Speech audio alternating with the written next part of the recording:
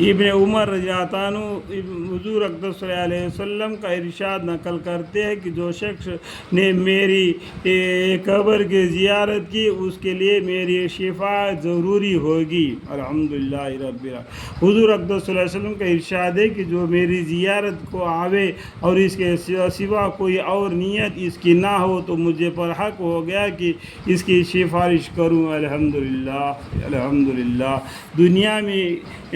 دنیا میں کون شخص ایسا ہوگا جس کو محاشر کے ہولناک منظر میں حضور اقدس صلی اللہ علیہ وسلم کا شفاعت کی ضرورت نہ ہو، اور کتنا خواہش قسمت ہے وہ شخص جس کے متعلق حضور اقدس صلی اللہ علیہ وسلم یہ فرمایا کہ اس کی شفاعت میرے ذمہ ضروری ہے۔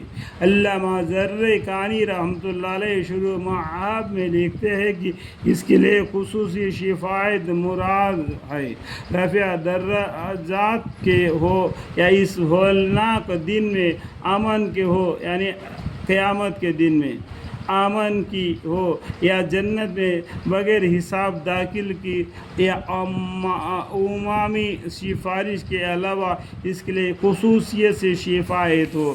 الحمدللہ رب العالمین۔ ابن حضر ماکی رحمۃ اللہ علیہ شروع مناسک نووی رحمۃ اللہ علیہ میں تحریر فرماتے ہیں کہ حدیث میں جو یہ وارد ہوا ہے کہ جو شخص میرے پاس آئے اور میرے زیارت کے علاوہ کوئی اور غرض اس کی نہ ہو تو مجھ پر اس کا حق ہو گیا کہ میں قیامت کے دن اس کے سفارش کروں۔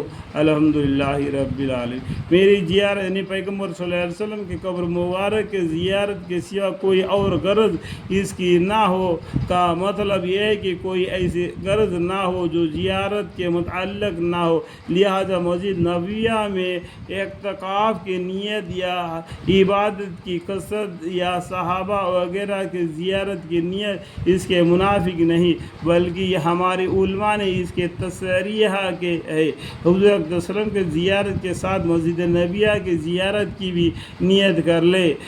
حنفی میں سے صحابی دوری مختار نے بھی یہی لکھا ہے کہ قبر شریف کے ساتھ مسجد نبوی کی زیارت کی بھی نیت کر لے، لیکن ابن حمام رحمۃ اللہ نے فقہ حاکیہ میں سے لکھا ہے کہ اس حدیث کے بنا پر پہلے مرتبہ تو صرف قبر مبارک ہی کا نیت ہونا چاہیے، البتہ اگر مقدر یاری کرے اور دوبارہ حاضری کی سعادت نصیب ہو تو مسجد اور قبر شریف دونوں کی نیت کرے۔